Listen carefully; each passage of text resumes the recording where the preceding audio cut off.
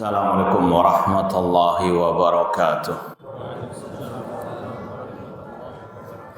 Innal hamdalillah nahmaduhu wa nasta'inuhu wa nastaghfiruh wa na'udzu billahi min syururi anfusina wa min sayyiati a'malina. Man yahdihillahu fala mudhillalah wa man yudlil fala hadiyalah. Asyhadu an la ilaha illallah wahdahu la syarikalah wa asyhadu anna Muhammadan abduhu wa rasuluh. Ya ayyuhalladzina amanu taqullaha haqqa tuqatih wa la tamutunna illa wa antum muslimun. Ya ayyuhan nasu taqu rabbakumul ladzi khalaqakum min nafsin wahidah wa khalaqa minha zawjaha wa batha minhuma rijalan katsiran wa nisaa'a wattaqullaha alladzi tasaaluna bihi wal arham innallaha kana 'alaikum raqibah. Ya ayyuhalladzina amanu taqullaha wa qulu qawlan sadida yuslih lakum a'malakum wa yaghfir lakum dhunubakum wa may yuti'illaha wa rasulahu faqad faza fawzan 'azima. Amma ba'd, fa inna asdaqal hadithi kitabullah wa khairal hadi hadyu Muhammadin sallallahu alaihi wasallam wa syarrul umuri muhdatsatuha wa kulla muhdatsatin bid'ah wa kulla bid'atin dhalalah wa kulla dhalalatin finnar. Ma'asal muslimin, ikhwani fillah wa akhwati, bapak-bapak, ibu-ibu, saudara-saudari rahimani wa rahmakumullah. Alhamdulillah, segala puji bagi Allah Subhanahu wa taala yang mempertemukan kita kembali dalam majelis yang mulia ini di dalam salah satu taman surga Allah yang ada di dunia ini. Semoga Allah Subhanahu wa taala senantiasa menambahkan kepada kita ilmu yang bermanfaat dan al-amal as-saleh, dan semoga Allah Subhanahu wa taala mengumpulkan kita di taman surganya di akhirat kelak. Insyaallah pada kesempatan yang berbahagia ini kita akan sama-sama mempelajari sebuah tema yang sangat penting, yang sangat berharga, yaitu tentang apa? Akidah 4 imam ahli sunnah wal jamaah. Tahu siapa mereka? Hafal ya? Siapa imam 4 itu? Iya, Imam Abu Hanifah, Imam Malik, Imam Syafi'i, dan Imam Ahmad rahimahumullah. Ini sekedar tombong ngantuk lah. Nah, taib ma'asal muslimin, ikhwani fillah wa akhwati rahimani wa rahmakumullah.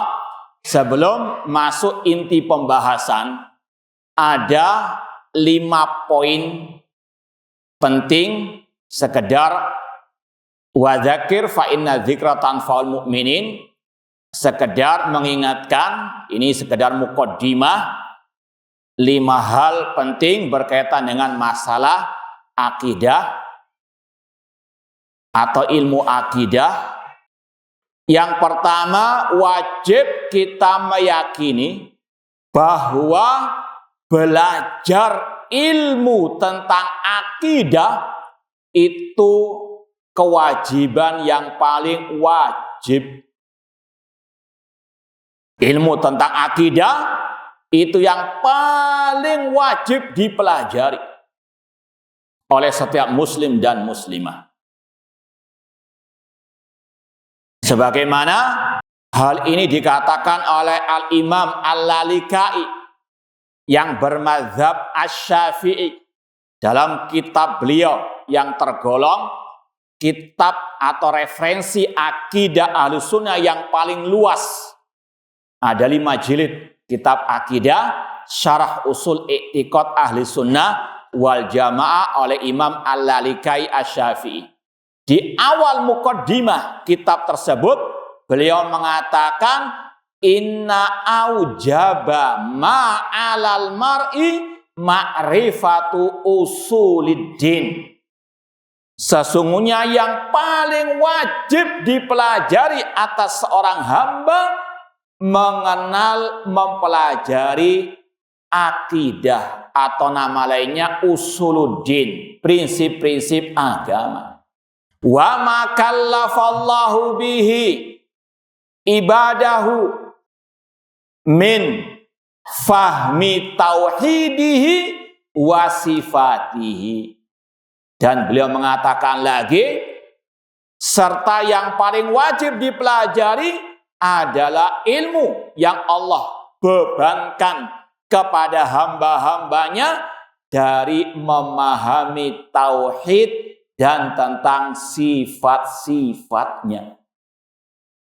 Ini kata Imam Al-Lalikai, ilmu yang paling wajib dipelajari, ilmu tentang akidah, khususnya tentang tauhid asma was sifat.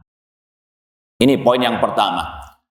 Maka kalau antum semangat belajar masalah fikih, sholat fikih, buyuk, jual beli fikih kontemporer atau apalah namanya, maka harus lebih semangat lagi belajar akidah. Jangan malah naudzubillah min dalik, malas-malasan belajar akidah, atau enggak ada minat, naudzubillah min dalik, atau bahkan nyinyiri kajian akidah dengan mengatakan kalau belajar akidah itu mengeraskan hati, naudzubillahi min dalik. Ini melecehkan Al-Quran dan Sunnah Rasulullah SAW. Karena apa? Al-Quran, kata Al-Imam Ibnu Qayyim rahimahullah, intinya tentang at-tauhid.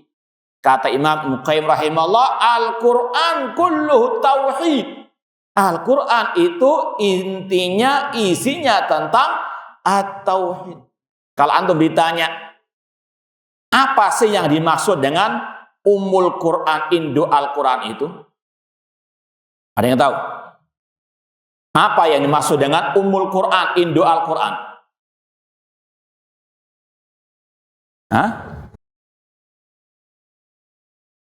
Atau kalau lebih tepatnya, surat apa yang disebut dengan Ummul Quran? Al-Fatihah. Al-Fatihah itu berkaitan dengan fikih jual beli, tentang akhlak, atau tentang apa? Akidah, tentang at-tauhid. Itu intinya Al-Quran, tentang tauhid. Dan intinya surat Al-Fatihah pada pertengahannya, iyyaka na'budu wa iyyaka nasta'in, at-tauhid. Sekali lagi, kalau kita semangat belajar akhlak, belajar masalah rumah tangga, masalah fikih kontemporer atau fikih jual beli, maka wajib lebih semangat lagi belajar tentang akidah, terutama tentang tauhid asma wa sifat. Mukaddimah yang kedua, poin yang kedua, ilmu akidah merupakan ilmu yang paling mulia di atas muka bumi ini. Sebagaimana yang diungkapkan oleh Al-Imam Ibnu Abil Izzi Al-Hanafi. Al-Imam Ibnu Abil Izz Al-Hanafi rahimahullah, dalam kitab beliau Syarah Aqidah Thahawiyah, juga di awal mukaddimah beliau mengatakan, fa innahu lamma kana ilmu usuluddin asyrafal ulum. Sesungguhnya ilmu tentang usuluddin, tentang akidah, adalah ilmu yang paling mulia. Syaraful ilmi bi syarafil ma'lum.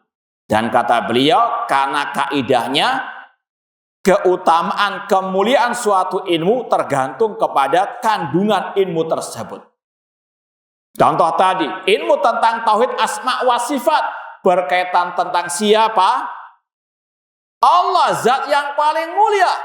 Maka ilmu tentangnya ilmu yang paling mulia. Makanya ayat yang termulia di dalam Al-Quran adalah ayat apa? Ayat kursi. Hafal kan? Hafal? Sudah dibaca enggak zikir pagi dan petang ini? Hah? Apa isinya ayat kursi? Apakah berkaitan dengan sholat, zakat, haji? Tidak, namun berkaitan dengan apa? Nama Allah dan sifat Allah Subhanahu wa Ta'ala. Ini dalil ilmu yang paling mulia, ilmu tentang akidah, terutama tentang tauhid asma wa sifat. Makanya Rasul ini tentang dalil ayat kursi, ayat yang paling mulia.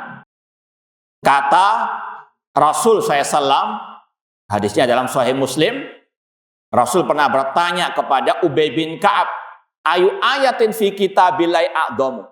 Ayat apa yang termulia di dalam Al-Quran?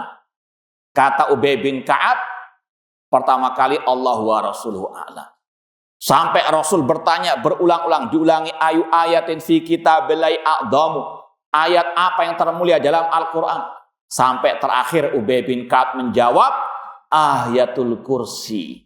Dan Rasul pun membenarkan seraya bersabda, liyahnikal ilmu Abul Mundhir. Selamat atas ilmu yang engkau miliki wahai Abul Mundhir, Ubay bin Ka'ab radhiyallahu ta'ala anhu. Ini dalil ayat kursi, ayat yang termulia. Kenapa? Karena isinya berkaitan dengan zat yang paling mulia, berkaitan dengan nama-namanya dan sifat-sifatnya. Maka ilmu yang paling mulia secara mutlak di atas muka bumi ini, ilmu tentang at-tauhid, tentang akidah. Maka ini juga semakin memotivasi kita untuk semangat belajar akidah. Ya. Jangan malas, jangan ngantuk-ngantukan belajar akidah. Setuju? Iya, dipraktekkan ya. Baik. Kemudian ma'asal muslimin, ikhwani fillah wa akhwati rahimani wa rahimakumullah, muqaddimah yang ketiga, bahwasanya akidah ini merupakan ciri khas dakwah ahli sunnah wal jamaah.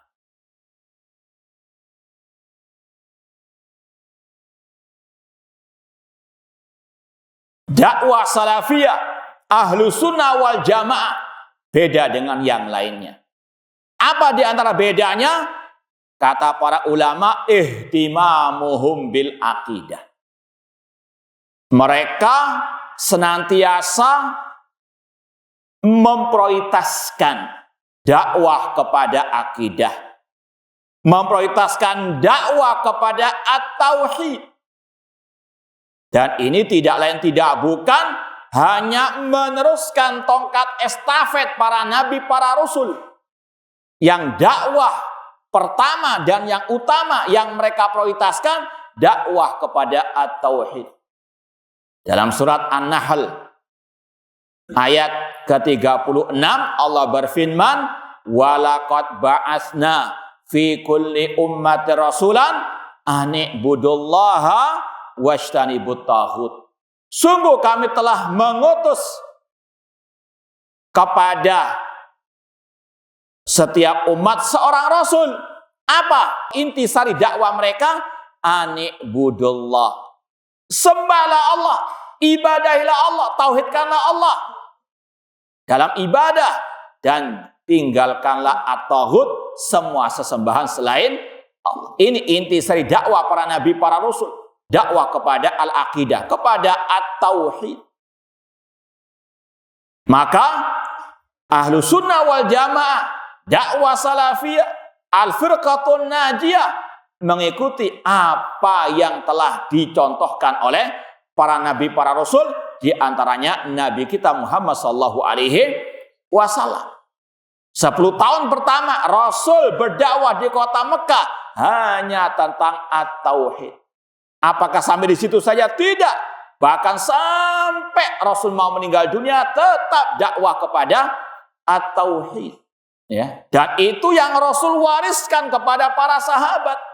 Di antaranya kepada Mu'ad bin Jabal radhiyallahu anhu.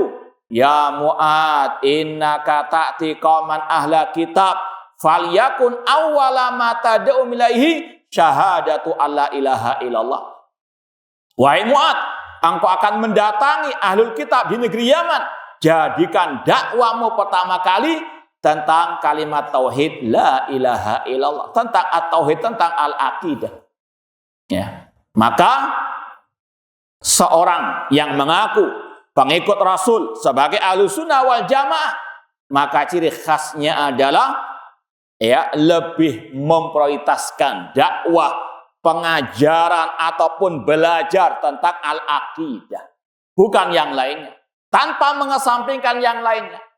Semuanya itu harus apa? Kita yakini bagian dari Islam. Udkhulu fis-silmi kafah. Masuklah ke dalam Islam secara totalitas.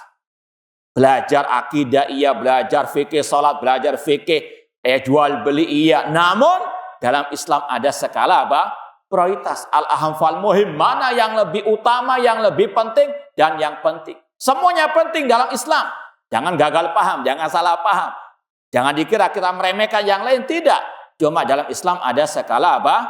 Prioritas. Ini masalah perintah, demikian pula masalah larangan. Berjudi, berzina, minum minuman keras, narkoba itu dilarang, sahih. Itu haram. Namun ada yang lebih haram lagi, yaitu apa? Syirik kepada Allah.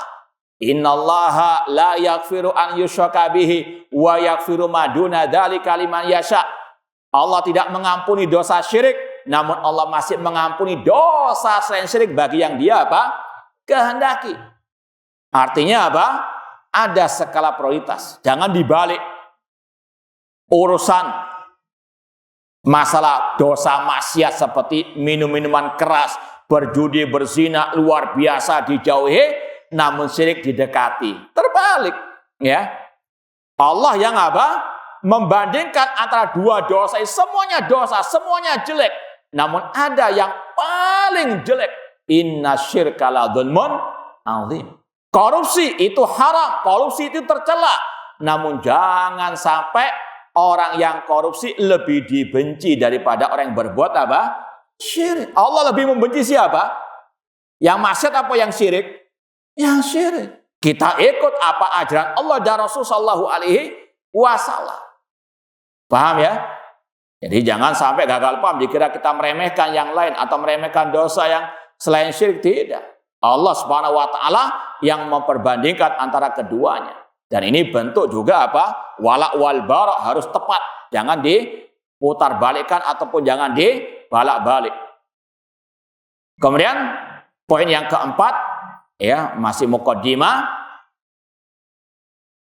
bahwa akidah itu harus berdasarkan dalil dari Al-Quran dan Sunnah serta ijma' para salaf.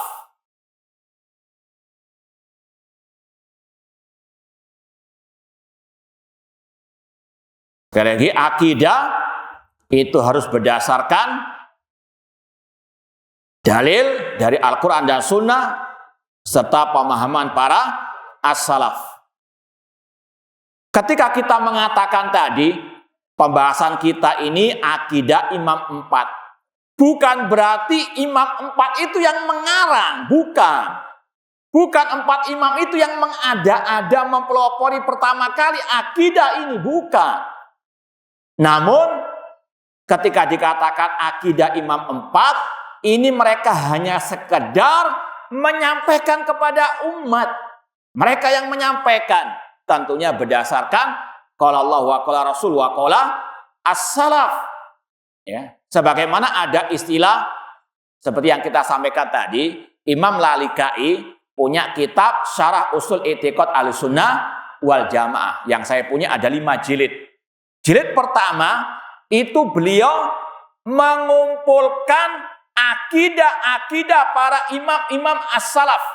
Mulai dari akidah Sufyan ats-Tsauri, mulai dari akidahnya Imam Bukhari, akidahnya Imam Ahmad, Ali bin Madini, Sufyan bin Uyainah, Imam At-Tabari, Imam Sahal bin Abdullah At-Tustari. Beliau kumpulkan dalam jilid pertama itu. Ya. Dikatakan i'tiqad Sufyan ats-Tsauri. Ini bukan maksudnya Sufyan Ats-Tsauri yang mengarang pertama kali, bukan. Ya. Di antaranya pembahasan yang kemarin mungkin agak hangat di tempat antum di sini, yaitu masalah salat Idul Adha ikut siapa? Ya. Itu dibahas oleh Sufyan Ats-Tsauri dalam akidah beliau. Bahwasanya beliau mengatakan, ya, bahwasanya apa? Ya Syu'aib la yanfauka ma katabta hatta tarasala khalfa kulli barin wa fajir.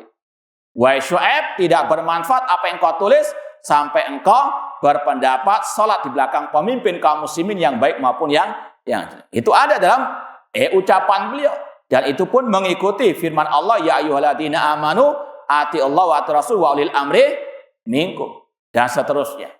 Itu beliau hanya apa? Ya, menyimpulkan apa yang sudah ada dalam Al-Quran dan Sunnah Rasulullah SAW. Intinya sekali lagi, bahwasanya Al-Quran dan Sunnah Rasulullah SAW sudah menjelaskan kepada kita dengan terang benderang akidah yang sebenarnya. Tinggal apa? Ulama-ulama itu meringkasnya, menjelaskannya kepada apa? Umat. Makanya Syekhul Islam Ibnu Taimiyah rahimahullah pernah berkata, al-i'tiqadu laysa li wa laysa liman a'la minni wa innama yu'khadul i'tiqad min kitabillah wa min sunnati rasulillah wa ma ajma'a alaihi salaful ummah. Bahwasanya i'tiqad, keyakinan, akidah itu bukan karanganku, kata Syekhul Islam. Bukan karangan orang-orang sebelumku atau yang lebih senior dariku. Namun akidah itu diambil dari Al-Quran, Sunnah Rasul, dan apa yang telah disepakati oleh para salafus saleh. Maka kalau kita mau tahu contoh-contoh ijma, ya, kesepakatan ulama salaf, yaitu kitab-kitab akidah. Ada kitab Usul Sunnah Imam Ahmad, Syarh Sunnah Imam Muzani, Imam Al-Barbahari, ya, kitab apalagi? Coba sebutkan 10 kitab akidah. Itu yang mutaakhirin, yang belakangan, yang dulu-dulu. Zaman tadi Imam Ahmad, zaman Imam Al-Muzani. Nah, bisa nggak menyebutkan 10? Padahal ratusan sebetulnya. Kita minta 10 saja. Kita korting sudah. Coba sebutkan 5 saja, 5 saja. Usul Sunnah. Usul Sunnah itu banyak penulisnya. Bukan hanya Imam Ahmad. Usul Sunnah Imam Ahmad. Usul Sunnah Imam Ibn Abi Zamanin. Usul Sunnah Imam Harb Al-Karmani. Kemudian nama As-Sunnah. Putranya Imam Ahmad punya kitab As-Sunnah. As-Sunnah Al-Khallal, As-Sunnah Imam Ibn Abi Asim, Syarh Sunnah Imam Muzani, Syarh Sunnah Imam Barbahari. Banyak. Itu isinya tentang apa? Ijma' salaf, tentang masalah al-aqidah secara umum. Ya.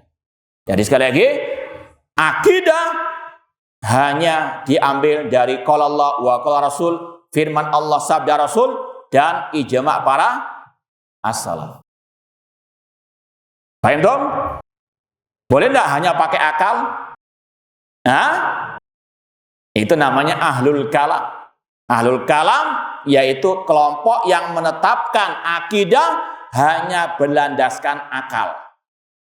Kalau antum ditanya, akal boleh dipakai enggak? Boleh dipakai enggak?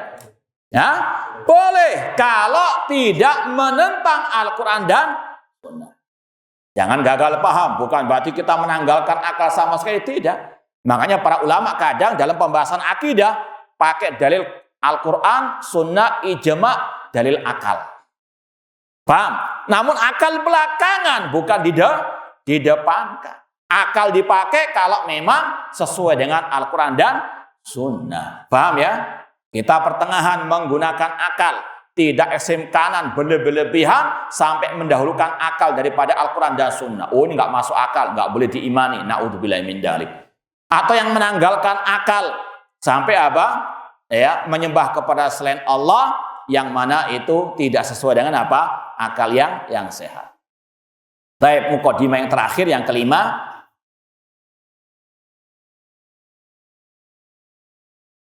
bahwasanya akidah para imam ahli sunnah itu satu.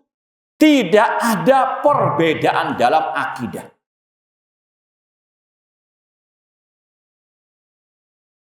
Akidah para imam salaf, imam ahli sunnah atau akidah ahli sunnah itu satu. Tidak ada bedanya. Karena sumbernya satu. Yaitu tadi. Al-Quran dan sunnah dengan pemahaman siapa? Salafus saleh. Maka mereka bersatu. Ya. Seperti yang kita sampaikan tadi. Alhamdulillah kalau kita di Surabaya juga bahkan di Jakarta ini sudah berapa tahun kita dakwah di sini, kita ajarkan banyak kitab-kitab akidah, kita buktikan sendiri, nggak ada perbedaannya. Ya. Seperti tadi mulai kitab Usul Sunnah Imam Ahmad, Syarh Sunnah Imam Barbahari, Syarh Sunnah Imam Al-Muzani. Ya, sekarang kita masih ada kajian Al-Mukhtar fi Usuli Sunnah, akidahnya Imam Asy-Syafi'i. Bahkan terakhir kita membahas kitab-kitab ulama-ulama mazhab Syafi'i yang di atas akidah salaf. Meskipun kita cuplek-cuplek saja. Satu kesatuan, tidak ada bedanya. Ya. Nanti akan kita buktikan. Meskipun hanya pembahasan yang kita akan sampaikan tauhid asma wa sifat. Dan inilah yang diucapkan oleh Imam As-Sam'ani yang bermadzhab Syafi'i rahimahullah, yang hidup di abad ke-5 Hijriah. Beliau mengatakan wa mimma yadullu ala anna ahlal hadis hum ahlul haqqi annaka law talaqta kutubahum al-musannafa ma'a ikhtilafi buldanihim wa azmanihim lawajadtaha fi bayanil i'tiqad ala watiratin wahidah. Kata Imam As-Sam'ani Asy-Syafi'i rahimahullah, di antara yang menunjukkan bahwa ahlus sunnah, ahlul hadis itu adalah pengikut kebenaran, orang-orang yang hak, yang benar, yaitu seandainya engkau meneliti semua kitab-kitab mereka, meskipun berbeda zaman mereka, berjauhan tempat tinggal mereka, namun engkau mendapati kitab-kitab tersebut dalam pembahasan akidah, engkau mendapati akidah mereka satu kesatuan. Kalau masalah fikih al-amal, fikih furu', ya, masalah sholat, masalah zakat dan seterusnya, ini banyak khilaf di antara apa? Para imam-imam tersebut. Maka jangan dicampur adukan. Oh, ini saja mereka khilaf antara Imam Ahmad, Imam Syafi'i. Iya, itu masalah fikih furu', cabang agama. Ya, masalah toharo banyak khilaf. Ya. Dulu kita di Madinah misalnya ada fikih muqaranah namanya, fikih perbandingan mazhab. Ya, hampir semua pembahasan yang kita kaji ada khilaf. Imam Ahmad punya riwayat demikian. Bahkan Imam Ahmad ini dalam riwayat fikihnya banyak, satu pembahasan banyak bedanya. Itu satu imam, bukan yang lainnya. Masalah fikih biasa itu, ijtihad. Namun dalam masalah akidah tidak ada khilaf di antara mereka. Paham dong? Ana tanya, kalau dalam masalah fikih furu' cabang agama sepakat atau banyak khilafnya? Banyak khilafnya. Ijma tentunya ada, ya. Cuma apa? Khilafnya banyak. Namun dalam masalah usuluddin, masalah akidah, masalah tauhid, ada khilaf atau ada kesepakatan di antara mereka atau ijma? Hah? Ijma. Ya. Makanya Imam Bukhari seperti yang kita nukil tadi, Imam Al-Lalikai ketika menyusun kumpulan akidah-akidah ulama Ahlussunnah di antara Imam Bukhari pernah berkata, laqitu aktsara min alfi rajulin bil amsar minal ulama. Kemudian beliau sebutkan, kata Imam Bukhari, aku pernah berjumpa dengan lebih dari 1000 ulama di seluruh penjuru negeri. Kemudian beliau sebutkan sebagian nama-nama mereka, tempat tinggal mereka di Hijaz, di Syam, di Mesir dan seterusnya. Beliau sebutkan. Kemudian beliau mengatakan, "Fama ra'aitu ahadan minhum yakhtalif." Dan aku tidak pernah melihat seorang pun dari mereka yang berselisih dalam poin-poin akidah. Kemudian beliau sebutkan poin-poin akidah tersebut. Ini adalah apa? Ijma' salaf. Salaf tidak berbeda pendapat dalam masalah apa? Usulu ad-din. Maka hati-hati kalau ada yang mencampur adukan atau yang mentalbis, membuat kesamar-samaran, membuat syubhat. Jangan terlalu keras-kerasan dalam apa? Perselisihan. Kita lihat perselisihan yang mana dulu. Kalau dalam masalah fikih ijtihadi, terutama tadi masalah furu, secara umum, maka harus ada lapang dada. Sebagaimana kata Syekh Muhammad bin Shalih Al-Utsaimin rahimahullah, ketika beliau membahas adab penuntut ilmu, beliau mengatakan di antaranya rahabatus sadr indal ikhtilafil ijtihadi. Harus ada lapang dada ketika ada perselisihan dalam masalah ijtihad, yaitu dalam masalah terutama tadi fikih furu, Beliau contohkan kalau orang itu selesai rukuk, ada dua pendapat ulama, bersedekap atau dilepaskan tangannya. Itu khilaf ijtihadi. Nggak usah apa gontok-gontokan, nggak usah boykot-boykotan, nggak usah tahdzir-mentahdziran. Atau masalah misalnya puasa hari Sabtu, puasa sunnah hari Sabtu, apakah boleh atau tidak, khilaf ijtihadi. Namun kalau dalam masalah usuluddin, ini tidak ada apa kata transi, hak katakan hak, batil katakan batil. Paham dong? Baik, itu sekedar mukaddimah, meskipun setengah jam mukaddimahnya. Namun insya Allah bermanfaat, betul enggak? Baik. Sekarang kita akan buktikan poin yang kelima tadi, tidak ada khilaf di antara para ulama dalam masalah at-tauhid, dalam masalah al-aqidah. Ini kita bawakan buku I'tiqad al-A'immatil Arba'ah, Akidah Imam 4, Abi Hanifah wa Malik wa Syafi'i wa Ahmad, yang disusun oleh Fadilatul Syekh Dr. Muhammad bin Abdurrahman Al-Khumayyiz hafidhallahu ta'ala. Alhamdulillah, ini kitab ini sudah kita kaji di Surabaya dan juga terakhir di Jakarta sudah kita kaji kitab ini, sudah kita khatamkan. Kalau rutin tiap minggu mungkin bisa setahun lebih kita kaji. Nggak mungkin kita kaji sekarang dalam waktu berapa menit saja. Kita cuplik saja satu pembahasan yang sekali lagi berkaitan dengan 5 muqaddimah tadi. Ilmu yang paling wajib dipelajari, ilmu yang paling mulia. Kemudian inilah ciri ahlus sunnah. Kemudian dikatakan ini adalah apa? Dalilnya qala Allah wa qala wa ijma', dan ini merupakan apa? Ijma' para imam-imam salaf, di antaranya 4 imam ahli sunnah wal jamaah. Kita ambil pembahasan imam 4 tentang masalah tauhid asma wa sifat. Taib yang pertama, yang paling senior tentunya Imam Abu Hanifah.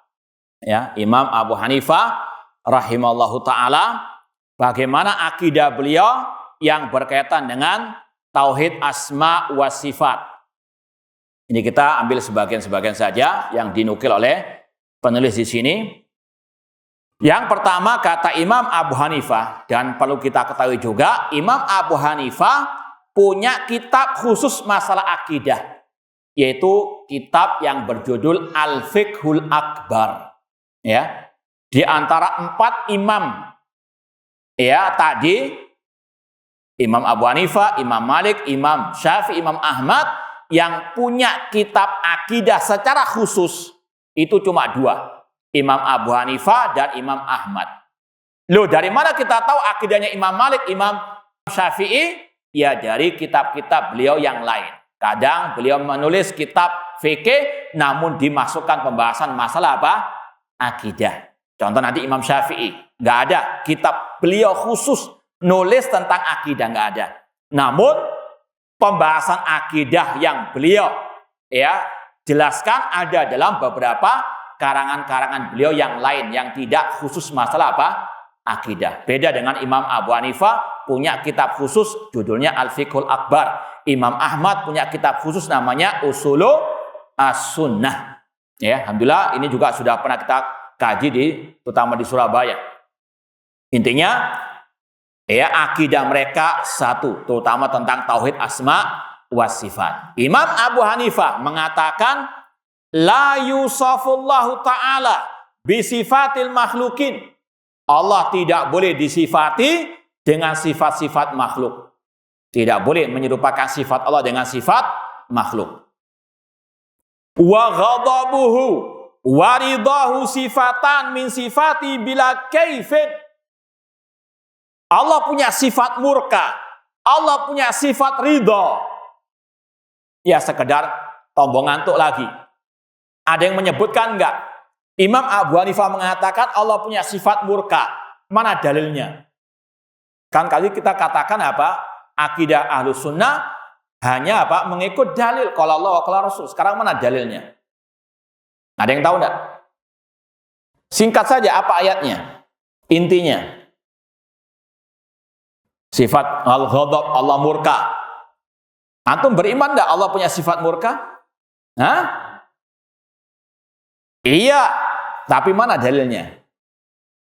Ya, misalnya dalam firman Allah, wa may yaqtul mu'minan muta'ammidan fajaza'u jahannam khalidan fiha wa ghadiballahu alaih. Barang siapa membunuh orang mukmin dengan sengaja, maka Allah masukkan dia ke neraka jahanam kekal selamanya dan Allah murka kepadanya. Ini Ahlus Sunnah mengatakan Allah punya sifat murka. Dari mana? Dari Al-Quran. Ahlus Sunnah tidak asbun, ya asal bunyi, asal ngomong, enggak. Namun apa? Semuanya berdasarkan qala Allah wa qala Rasul SAW. Sifat ridho, mana dalilnya? Banyak sebetulnya. Apa? Sebutkan secara singkat. Hah? Apa bunyinya?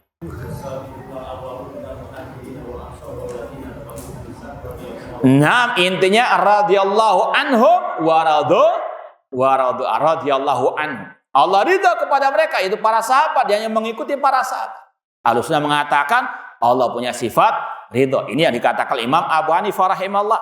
Kata beliau, sifat Allah murka, sifat Allah ridha itu tidak sama dengan sifat kata-katanya sama, murka dan murka. Manusia bisa murka enggak? Namun tidak sama ya sifat murka Allah dengan murkanya apa? Makhluk. Karena Allah berfirman, laisa kamislihi syai'un wa huwas samiul basir. Tidak ada sesuatu yang serupa dengan Allah. Dan kaidahnya kata para ulama, persamaan dalam kata-kata tidak mengharuskan persamaan dalam apa? Hakikatnya. Ini yang paling penting yang membedakan antara Ahlus Sunnah dengan yang menyelisihi mereka. Bahwasanya sekedar menetapkan sifat Allah bukan berarti menyerupakan Allah dengan makhluk. Namanya menyerupakan itu kalau mengatakan wajah Allah sama dengan wajah makhluk, itu baru menyerupakan. Paham tuh? Paham tuh enggak? Paham ya? Baik. Kata beliau, sifat ghadab Allah, ridha Allah sifatan min sifati bila kaif. Dan juga tidak boleh dibagaimanakan, dibayang-bayangkan. Sebagaimana ungkapan Imam Malik rahimahullah, al-istiwa'u maklum, wal kaifu majhul, wal imanu biwajibun, wa su'alu anhu bid'atun. Kata Imam Malik rahimahullah, sifat Allah istiwa di atas aras, maknanya sudah dipahami. Kata seorang ulama tabi'in yang bernama Mujahid Abul Aliyah, arti Ar-Rahman ala istawa, itu Allah tinggi di atas ars. Arti istiwa, tinggi di atas ars. Namun bagaimananya Allah tinggi di atas aras, tidak ada yang tahu. Ini masalah gaib, hanya Allah yang tahu. Dan ini berlaku untuk semua sifat Allah. Allah murka, Allah ridha, Allah cinta, wajah Allah, tangan Allah. Kita tetapkan sesuai dengan nas ayat ataupun hadis, tanpa kita serupakan dengan makhluk, tanpa kita bayang-bayangkan. Karena akal kita nggak akan sampai ke membayangkan hal tersebut.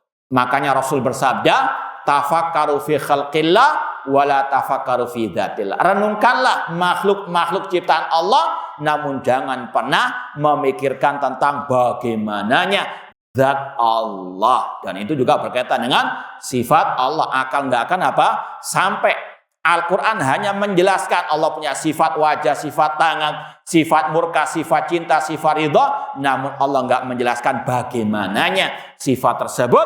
Maka ahlu sunnah mencukupkan diri dengan apa yang ada dalilnya dalam Al-Quran dan sunnah Rasulullah SAW. Allah turun ke langit dunia seperti yang Rasul sabdakan dalam banyak hadis yang mutawatir. Dalam Sahih Bukhari diantaranya, yanzilu rabbuna tabaraka wa ta'ala ila samai dunya hina yabqa thulutsai al-lail akhir. Allah turun ke langit dunia sepertiga malam terakhir. Maka ahlu sunnah mengatakan sami'na wa saddaqna. Kami dengar dan kami benarkan. Allah turun ke langit dunia. Tidak sama dengan turunnya makhluk. Dan tidak boleh dibayang-bayangkan bagaimana turunnya. Ya, karena akal tidak akan sampai kepada tadi mengkaifiyahkan, membagaimanakan sifat Allah tersebut. Kata Imam Abu Hanifah, bila kaifin wa huwa qaulu ahli sunnah wal jamaah. Inilah ucapan ahli sunnah wal jamaah. Wa huwa yaghdab wa yarda wa la yuqalu ghadabuhu uqubatu wa ridha thawabuhu. Inilah akidah ucapan ahli sunnah. Allah punya sifat murka, sifat ridha, dan kata beliau tidak boleh ditakwilkan, ditafsirkan. Oh, maksud Allah murka itu Allah memberikan sanksi, atau Allah ridha itu maksudnya Allah memberikan pahala. Tidak. Cukup mengatakan Allah murka, Allah ridha, titik, sudah. Paham ya? Ya, ini sekali lagi Ahlus Sunnah wal Jamaah tidak menyerupakan Allah dengan makhluk, tidak membagaimanakan sifat Allah, dan tidak menyelewengkan makna ayat-ayat sifat dari yang sebenarnya. Ahlus Sunnah mengatakan tadi istawa itu artinya apa? Allah istiwa di atas arsy artinya apa? Tinggi di atas arsy. Itu sesuai dengan bahasa Arab. Betul kan? Al-Quran dengan bahasa Arab kan? Bukan dengan bahasa Suryani kan? Iya. Maka dipahami sesuai dengan bahasa Arab. Bahkan ijma' ya, orang Arab yang fasih berbahasa Arab, mereka mengatakan istawa artinya ala. Ya. Ada kisah dulu, seorang yang bernama Bishr al-Marisi pernah melobi pakar bahasa Arab yang bernama Ibnul A'rabi untuk mencarikan dalil dari syair-syair kuno tentang makna istawa itu menguasai. Ya, ini kelakuan mereka, berkeyakinan dulu baru cari dalil. Kalau ahli sunnah enggak, berdalil dulu baru berkeyakinan. Al-ilmu qabla al-qawli wal amal. Mereka sudah punya keyakinan istiwa itu artinya menguasai. Ketika ditanya dalil, tak cari dulu. Nah, tak cari dulu. Akhirnya apa? Dia melobi seorang pakar bahasa Arab yang bernama Ibnul A'rabi, carikan dari syair-syair jahiliyah, syair-syair kuno tentang makna istawa itu menguasai, istilah atau istaula. Maka kata sang pakar bahasa Arab, lan ajid, aku nggak akan menemui makna itu. Paham ya? Ini yang dikatakan para ulama. Ini bahwasanya makna ayat-ayat sifat itu sudah bisa dipahami, terutama lewat bahasa Arab, yang mana Al-Quran turun dengan bahasa Arab tersebut. Maka kata beliau, tidak boleh ditakwilkan murka dengan memberikan sanksi, ridho ditakwilkan dengan memberikan pahala. Ya. Kemudian kata Imam Abu Hanifah, wa nasifuhu kama wasafa nafsahu. Kita wajib mensifati Allah sesuai dengan yang disifatkan oleh Allah tentang dirinya.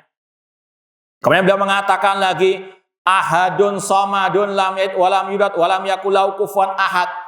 Ini sebagaimana surat Al-Ikhlas. Allah itu Maha Esa, Maha tempat bergantung, tidak beranak, tidak diperanakan, tidak ada sesuatu yang serupa dengan Allah. Hayyun qadirun sami'un basirun alimun. Kemudian beliau mengatakan yadullah fauqa aidihim. Tangan Allah di atas tangan mereka. laisat ka'aidi khalqihi. Allah punya sifat tangan namun enggak sama dengan tangan makhluk. Ini akidah Imam Abu Hanifah, menetapkan sesuai dengan yang ditetapkan oleh Allah dan Rasulnya tanpa menyerupakannya dengan makhluk, tanpa membagaimanakan, tanpa menyelewengkan dari makna yang sebenarnya, tanpa menafikan. Demikian pula wa wajhuhu laisa kawujuhi khalqi. Demikian pula wajah Allah tidak sama dengan wajah apa? Makhluk. Kaidahnya tadi, persamaan dalam kata tidak mengharuskan persamaan dalam apa? Hakikatnya. Wajah ketika disandarkan kepada Allah, wajah Allah nggak sama dengan wajah ketika disandarkan kepada makhluk. Ya, kalau antara makhluk saja kata-katanya sama, nggak mesti sama hakikatnya. Betul enggak? Kalau istilah bahasa Indonesia, meja, kursi ada kakinya. Betul enggak? Ya, kaki meja. Apakah sama dengan kaki antum? Kalau dia ngomong sama ya sudah, Anda nggak maksa. Hah? Meskipun kata-katanya sama, kaki dengan kaki. Ya, di Ragunan sana banyak wajah. Betul enggak? Hah? Apakah sama dengan wajah antum? Yang penjaganya iyalah.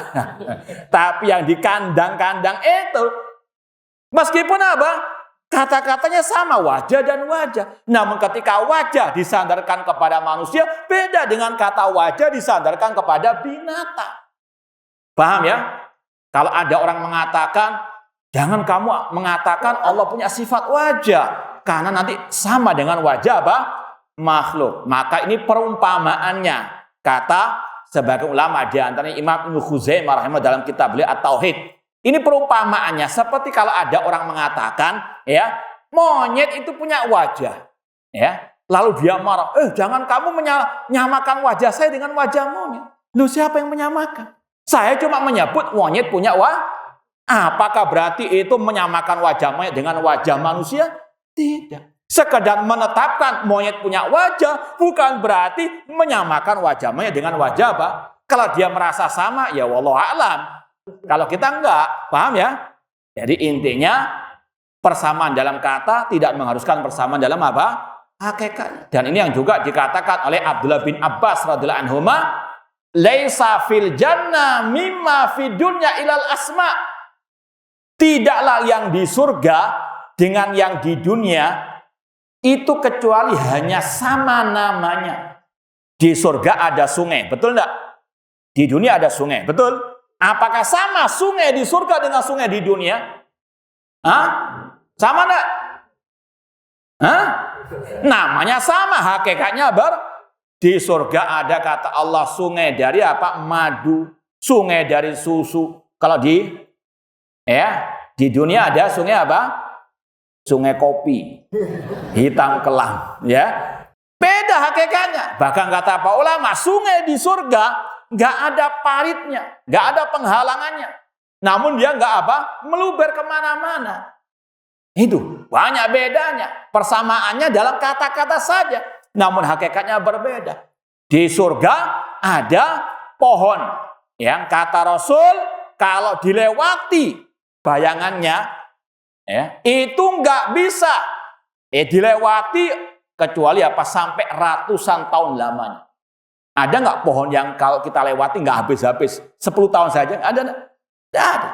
Ini bedanya. Maka sekali lagi kalau antara makhluk dengan makhluk persamaan dalam kata nggak mengharuskan persamaan dalam hakikatnya, apalagi antara al-khaliq dan makhluk. Paham? Tetapkan Allah punya sifat seperti yang ada dalam Al-Quran dan Sunnah, namun jangan diserupakan dengan apa? Makhluk, jangan dibayang-bayangkan, jangan diselewengkan dari makna yang sebenarnya, dari zahirnya, dan jangan dinafikan. Kemudian Imam Abu Hanifah mengatakan lagi, wallahu yud'a min a'la la min asfal. Li'annal asfal laisa min wasir rububiyah wal uluhiyah fi syai'. Kita berdoa kepada Allah dan Allah ada di atas. Ini akidahnya Imam Abu Hanifah. Imam Abu Hanifah mengatakan Allah fil ulu. Allah ada di atas, bukan di mana-mana. Allah bukan tidak di ruang, tidak di waktu, ya. Namun Imam Abu Hanifah mengatakan Allah fil ulu, ada di atas makhluknya. Kemudian kata beliau, karena sifat bawah tidak layak bagi rububiyah dan uluhiyah Allah. Anak ulangi lagi ucapan Imam Abu Hanifah di sini, bahwasanya Allah itu diseru dan Allah ada di atas, alias kita berdoa kepada Allah dan Allah ada di atas. Karena sifat bawah tidak layak bagi sifat rububiyah dan uluhiyah Allah. Maka dari sinilah kata para ulama, inilah salah satu pelopor pembagian tauhid ada 3. Siapa itu? Siapa yang mempelopori? Imam Abu Hanifah, bukan Wahabi. Ya, Imam Abu Hanifah mengatakan apa? Allah ada di atas, itu tauhid apa? Allah ada di atas, tauhid apa?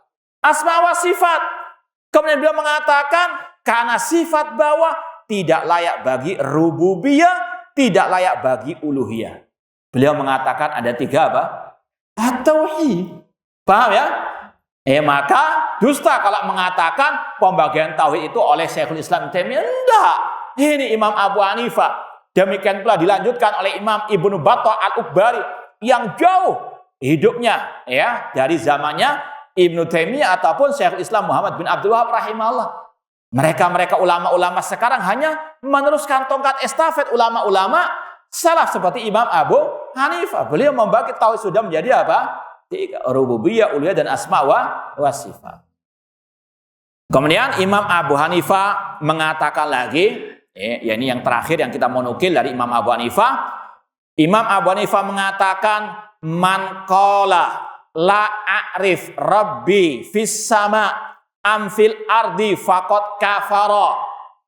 Barang siapa yang mengatakan aku tidak tahu Rabbku di langit atau di bumi, maka dia kafir. Wa kadaman qol innahu alal arsh wala adri al arsyu amfis sama amfil ardi. Kalau ada yang mengatakan iya Allah di atas ars, namun saya nggak tahu ars itu di atas langit atau di atas bumi, itu juga sama hukumnya faqad kafara.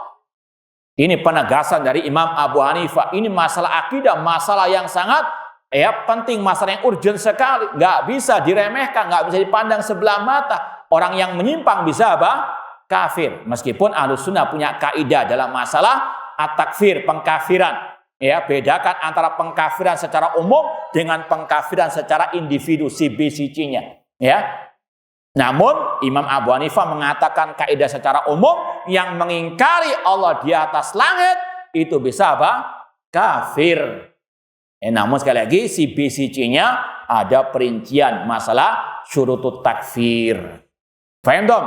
Intinya Imam Abu Hanifah menetapkan Allah fis sama, Allah di atas al-arsh. Paham dong? Nah, baik.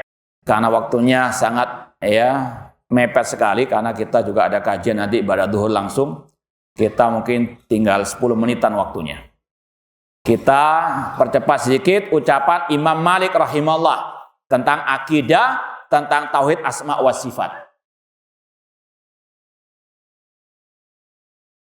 Ada riwayat dari Al-Walid bin Muslim, beliau berkata, Sa'altu Malikan wa Thawri wal Auza'i wal Lais bin Sa'ad anil akhbar fi sifat.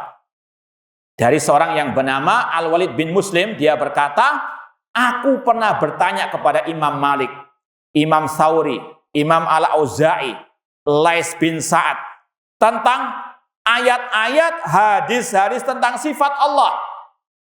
Faqalu, mereka semuanya sepakat menjawab, amiruha kama ja'at. Tetapkanlah, pahamilah ayat-ayat tentang sifat Allah sesuai dengan dohirnya. Contoh tadi, Allah berfirman, bal yadahu mabsutatan. Bahkan kedua tangan Allah terbentang. Al-yadan dalam bahasa Arab ya tangan. Cuma seperti tadi kaidahnya, ketika disandarkan kepada Allah beda dengan disandarkan kepada apa? Makhluk. Tangan Allah sesuai dengan kebesarannya, tangan makhluk sesuai dengan kekurangannya. Maka kata Imam Malik, Imam Tsauri dan yang lainnya, semua ayat, semua hadis tentang sifat Allah pahami, tetapkan sesuai dengan dohirnya. Tangan ya tangan, wajah ya wajah, Allah murka ya murka, cinta ya cinta, ridho ya ridho, sesuai dengan dohirnya. Jangan diselewengkan. Oh, makna tangan itu adalah nikmat. Dari mana Anda tahu itu maknanya nikmat? Antum a'lamu amillah. Apakah engkau lebih tahu tentang sifat Allah daripada Allah? Naudzubillahi min dzalik. Itu kalau kita perumpamakan, ulama kan mengatakan tadi kaidahnya, pahami sesuai dengan dohirnya. Al-Quran itu hudan linnas. Al-Quran itu petunjuk bagi manusia. Namanya petunjuk, itu jelas atau enggak jelas? Antum sekarang saja kalau keluar di jalan itu kan ada petunjuk arah. Kamu ke Sumarekon misalnya, lurus atau kanan atau ke kiri, kan jelas petunjuk arahnya kan, betul nggak? Ketika ada orang melihat petunjuk arah ke Sumarekon itu, arahnya lurus misalnya, dia mengatakan, oh enggak, makna lurus itu belok ke kanan. Nah, gimana? Sesat enggak? Sesat. Ini sama. Allah mengatakan, wa yabqa wajhu rabbika. Allah wajahnya kekal. Kok enggak, itu bukan artinya wajah, namun artinya zat. Tangan enggak, itu maknanya nikmat. Itu sama dengan ibaratnya tadi. Namanya petunjuk jelas sudah, ke kanan ya ke kanan, lurus ya lurus. Kalau antum kanan, antum artikan kiri, ya sesat. Itu urusan dunia, apalagi urusan apa? Akhirat. Al-Quran hudan linnas, petunjuk jelas sudah. Istawa dalam bahasa Arab maklum kata Imam Malik, yaitu artinya Allah tinggi. Jangan takwilkan menguasai atau yang lainnya. Naudzubillahi min dzalik. Kemudian Imam Malik rahimahullah mengatakan, Allahu fis sama wa ilmuhu fi kulli makan. Imam Malik mengatakan Allah di atas langit dan ilmunya di mana-mana. Ini gurunya Imam Syafi'i mengatakan Allah di atas langit. Mana dalilnya? Ribuan kata para ulama. Kata Imam Ibnu Qayyim rahimahullah, dalil Allah ada di atas langit itu bisa lebih dari 2000 dalil. Mau kita sebutkan sekarang? Nggak cukup waktunya. Di antaranya dalam surat Al-Mulk, a'amintum man fis sama. Apakah kalian merasa aman dengan zat yang di atas langit, yaitu Allah Subhanahu wa taala? Inna anzalnahu fi lailatul qadar. Sesungguhnya kami, kata Allah, menurunkan Al-Quran di malam Lailatul Qadar. Namanya menurunkan dari mana ke mana? Dari mana-mana? Anda dari atas ke bawah. Allah fis sama. Allah berfirman, ilaihi yas'adul kalimut thayyibu wal amal soleh.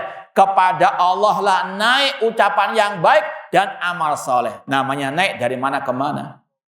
Itu kata ulama redaksi-redaksi ayat yang menunjukkan Allah fil ulu, Allah fis sama. Bahkan di antara nama Allah Al-Ali wa huwal aliyul adim, Allah fil ulu. Ditambah lagi dengan sabda Rasul SAW, ala ta'manuni wa ana aminu man fis sama. Tidakkah kalian mempercaya diriku sedangkan diriku kepercayaan zat yang di atas langit? Allah fis sama. Bahkan tidak cukup hanya dengan ucapan lisan. Rasul menjelaskan Allah di langit. Bahkan ketika hajatul wada, ketika di padang Arafah, di kumpulan semua kaum muslimin pada waktu itu, beliau mengatakan, ala hal balagtu, wahai para sahabatku, apakah aku telah menyampaikan semua ajaran Allah kepada kalian? Para sahabat menjawab, bala ya Rasulullah, iya wahai Rasulullah. Rasul mengisyaratkan dengan jari telunjuk beliau yang mulia, Allahumma syhad, ya Allah, saksikanlah para sahabat. Ini Rasul menjelaskan Allah fis sama dengan apa? Jemari beliau yang mulia. Kemudian Rasul pun dengan pertanyaan, aina Allah, di mana Allah? Sang budak menjawab, fis sama, Allah di atas langit. Banyak penjelasan. Ini sebetulnya kebenaran yang lebih terang daripada matahari di siang bolong. Bahwasanya Allah di atas langit, dan itu ijma ulama salaf. dan itu juga kesepakatan imam yang empat. Nggak ada imam yang empat mengingkari Allah di atas langit. Ya, tidak ada yang mengatakan Allah di mana-mana. Nggak ada dari mereka yang mengatakan Allah tidak di ruang, tidak di waktu. Nggak ada. Ya, sepakat Allah fis sama. Baik, kita lanjutkan ucapan Imam Asy-Syafi'i rahimallahu taala. Imam Syafi'i rahimahullah seperti yang dinukil ucapannya oleh Imam Ibnu Qayyim rahimahullah, beliau mengatakan al-qaulu fi sunnah allati ana 'alaiha wa ra'aitu ashabana 'alaiha ahlal hadis alladzina ra'aituhum wa akhadtu anhum misla Sufyan wa Malik wa ghairahuma al-iqrar bi syahadati alla ilaha illallah wa anna Muhammadar Rasulullah. Kata Imam Syafi'i, ucapanku tentang akidah yang aku berpegang teguh dengannya dan aku melihat para sahabat-sahabatku ahlul hadis berada di atasnya, yang aku menimba ilmu dari mereka seperti Sufyan, Imam Malik dan selain mereka, yaitu mengatakan, mengikrarkan dua kalimat syahadat, kemudian wa annallaha ta'ala ala arsyihi, dan bahwasanya Allah di atas arsy-Nya, fi samaihi, Allah ada di atas langitnya. Ini akidahnya Imam Asy-Syafi'i. Dan ini yang juga diikrarkan oleh ulama-ulama mazhab Syafi'i. Ya, seperti yang kita isyaratkan tadi, kita di Surabaya akhir-akhir ini membahas akidah Imam Syafi'i sampai kepada pembahasan akidah ulama-ulama mazhab Asy-Syafi'i. Baik murid beliau langsung seperti Imam Al-Muzani dalam kitabnya Syarh Sunnah mengatakan Allah alin ala arsyihi, Allah ada di atas arsy. Cuma yang sangat disayangkan, kenapa yang mengaku pengikut Syafi'i tidak mempelajari kitab-kitab muridnya Imam Syafi'i, ya, seperti Imam Muzani tadi, Syarh Sunnah, ya. Ini sekali lagi akidah Imam Syafi'i dan para murid-murid beliau dan juga ulama-ulama mazhab Asy-Syafi'i. Ada Imam Al-Muzani, Imam Al-Humaidi, Imam Ad-Darimi, Imam Daruqutni, Imam As-Sabuni, Al-Lalikai, semua mereka satu akidah, khususnya dalam masalah tauhid asma wa sifat ini. Baik, yang terakhir akidahnya Imam Ahmad rahimallahu taala.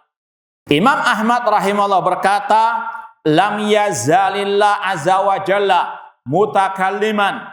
Senantiasa Allah itu punya sifat kalam, berbicara. Wal Quran kalamullah ghairu makhluk, dan bahwasanya Al-Quran kalamullah bukan makhluk. Ini salah satu akidah yang mengantarkan Imam Ahmad menjadi imamnya ahlu sunnah.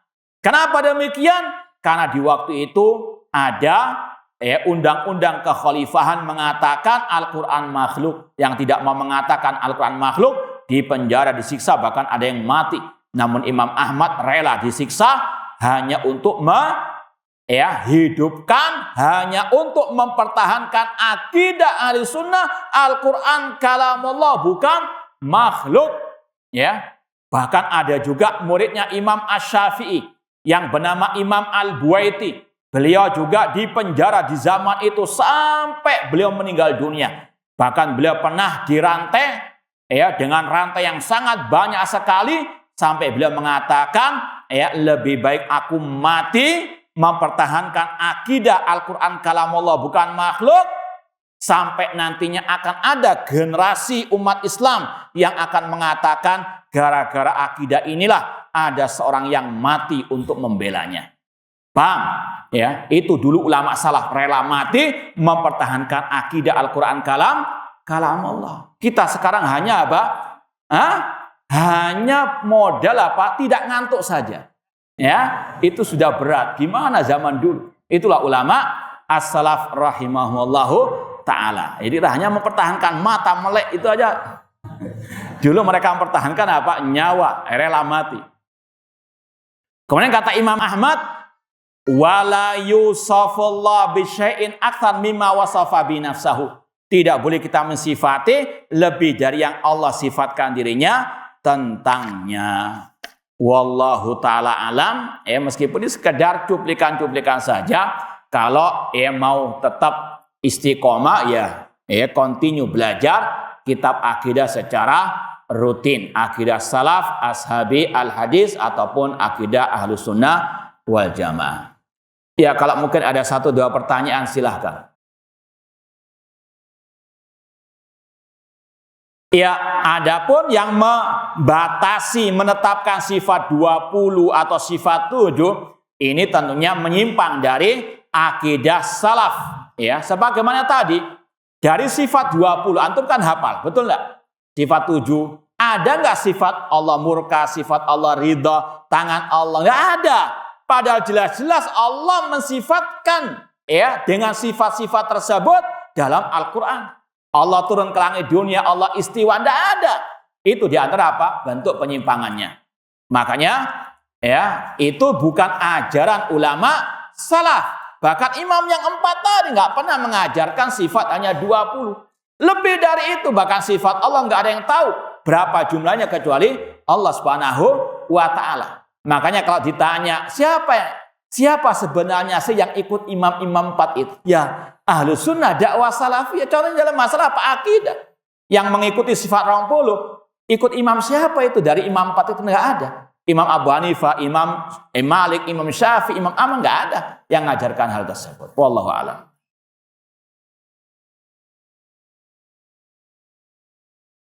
Apa perbedaan manhaj salaf dengan Haraki dan Sururi? Yaitu diantaranya tadi. Kalau Ahlus Sunnah itu lebih memprioritaskan dakwah, taklim, pengajaran tentang akidah. Ya, kalau yang Haroka, yang Sururi mungkin lebih suka sakinah mawaddah warahmah, mungkin suka masalah-masalah politik, masalah-masalah ekonomi, masalah akidah belakangan. Itu nanti memecah belah umat. Kita butuh persatuan. Itu bedanya, paham ya? Kalau Ahlus Sunnah akidah. Malah Ahlus Sunnah atau itu yang utama tanpa mengesampingkan yang lain. Dakwah sudah ya mungkin puluhan tahun yang dibahas akhlak, masalah apa? Fikih, mana akidah, mana dakwah para nabi, para rasul. Ya. Ulama Ahlus Sunnah sepakat dakwah tauhid itu dakwah yang paling utama dan yang wajib disampaikan kepada umat. Alhamdulillah, ya ana sudah pernah menulis buku Menyelami Samudra Kalimat Tauhid. Di mukadimah kita sampaikan ucapan para ulama-ulama Ahlus Sunnah terutama di abad ini yang menegaskan dakwah salaf, dakwah tauhid, dakwah akidah. Meskipun tidak mengesampingkan pembahasan yang lain. Jangan diputarbalikkan yang fikih, ya, kontemporer yang lebih diutamakan daripada pembahasan al-aqidah.